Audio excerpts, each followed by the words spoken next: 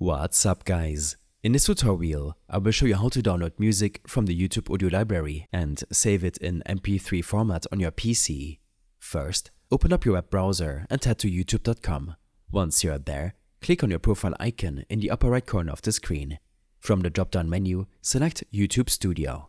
On the left-hand side, you will see an option called Audio Library.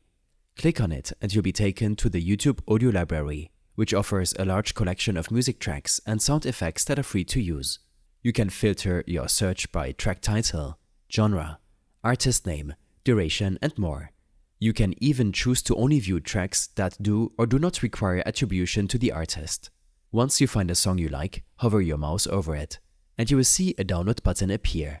Click on Download, and your browser will start downloading the song. The files will be in MP3 format by default, so they're ready to use right away.